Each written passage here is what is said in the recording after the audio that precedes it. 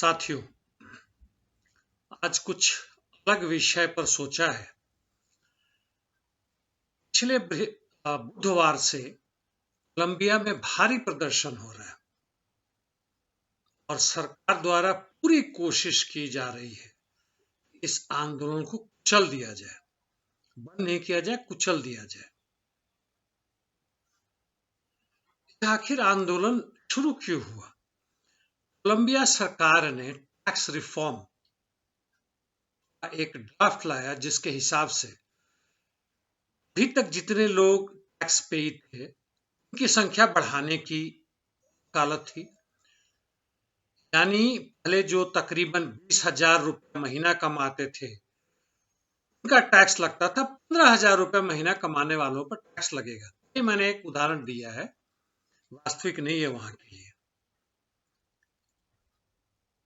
दूसरा था टैक्स से ही संबंधित बिजनेस टैक्स बढ़ोतरी थी कुछ, और कुछ व्यक्तिगत मामलों में जो छूट थे टैक्स पे उनको खत्म करना। यानी सरकार के पास रेवेन्यू की कमी थी, सरकार रेवेन्यू बढ़ाना चाहती है। वहां की आर्थिक स्थिति क्या है? आर्थिक स्थिति यह है कि पिछले वर्ष जीडीपी तकरीबन 7% नीचे रहा। इस साल के मार्च में अनएम्प्लॉयमेंट तकरीबन 7% रहा। आधी से अधिक आबादी कोलंबिया की गरीबी रेखा के नीचे है। जी हाँ, कोलंबिया के बारे में और थोड़ा सा जानना अच्छा रहेगा। वह यह है कि कोलंबिया की आबादी तकरीबन 5 करोड़ है और कोलंबिया को स्पेन से स्वतंत्रता 1810 में ही मिल गया था, यानी 200 वर्षों से अधिक हो गया। फिर भी यह कोलंबिया की हालत है। कोलंबिया लैटिन अमेरिका का एक देश है और यहाँ के युवक, यहाँ के मजदूर वर्ग, यहाँ की लड़कियां, स्त्रियां काफी संघर्षरत है। ये अपने हकों के लिए लड़ते हैं। जी हाँ, इतने वर्षों से लड़ने के बावजूद भी एक सही में जो जनता का पीपुल्स डेमोक्रेसी होना चाहिए था वह नहीं है, लड़ाई जारी है। इस आंदोलन के शुरू होते ही यहाँ की सरकार ने इस टैक्स रिफॉर्म को वापस ले लिया। जो यहाँ के वित्त मंत्री थे उन्होंने इस्तीफा दे दिया, लेकिन आंदोलन जारी है। आंदोलनकारियों की मांग बढ़ गई है। वह कहते हैं कि जो दुगे की जो सरकार है, जो वहां के राष्ट्रपति हैं, वह सरकार इस्तीफा दे और पुलिस वायलेंस खत्म किया जाए। ये पुलिस वायलेंस हर जगह है, अमेरिका हो, बर्मा में तो खैर पुलिस का सीधे के सीधे मिलिट्री ही वो वायलेंस कर रही है, इंडिया हो, बहुत सारे देश भरे पड़े हैं। गरीबी खत्म किया जाए, यह मांग सरकार से हो रही है। और इनका यह भी एक मांग है कि वहां पे जो राइट पुलिस है उसको भंग कर दिया जाए, खत्म कर दिया जाए। इन मांगों को मानने के लिए नहीं है सरकार तैयार। इस बीच में वहां के जो ह्यूमन राइट इंस्टीट्यूशन है उन्होंने कहा कि करीब 90 लोग गायब हो गए और 20 से अधिक लोग मारे जा चुके हैं। जी हाँ,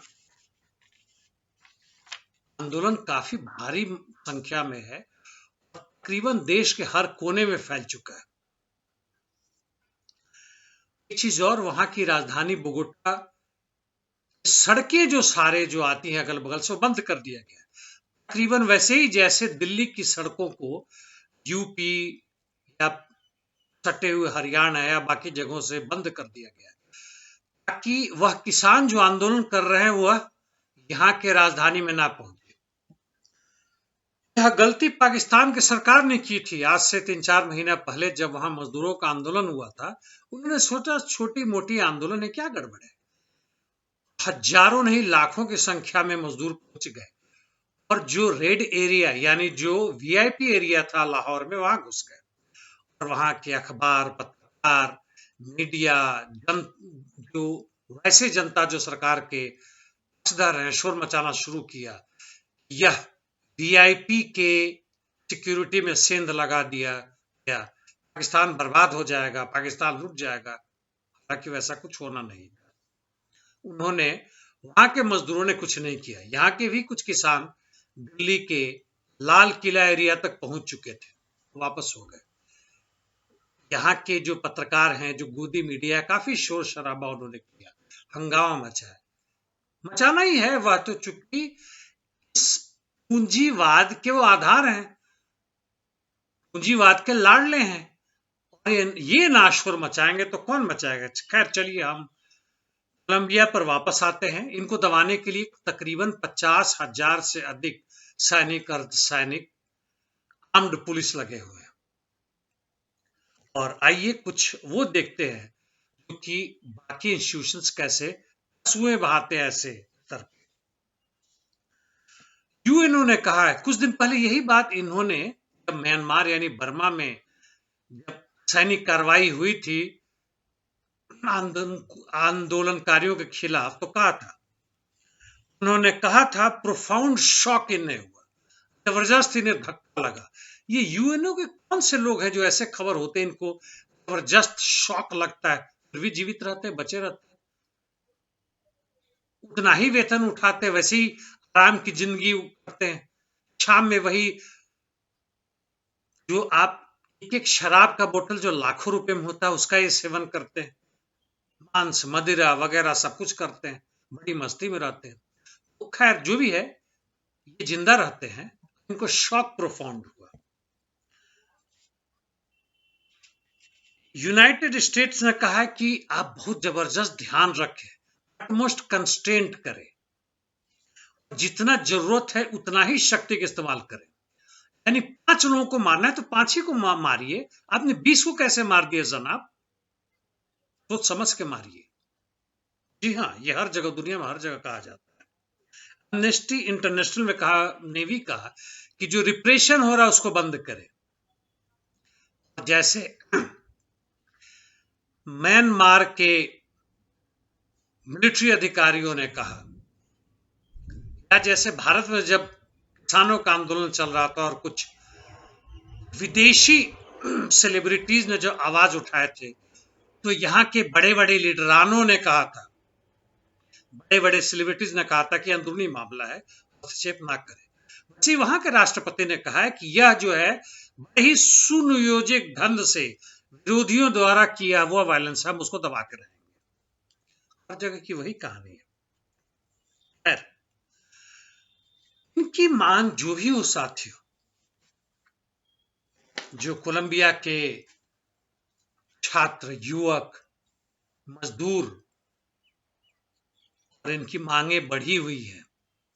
यह मांग मान लीजिए पूरा भी अभी के लिए मान लेते, सरकार लिखी दे देती कि हम गरीबी हटाएंगे, लिख दिया इन्होंने, दे दिया, संविधान ही बदल दिया, संविधान में लिखे कि गरीबी हटाना है। जनता कहती है 2 साल में हटाना, हम कहते भैया 9 महीने में हटाना, ये लोग कर लो बात। रोजगार 100% दिया जाएगा, यह भी मान लिया उसने। राइट पुलिस को खत्म कर दिया गया, दूसरे रूप में आएगी।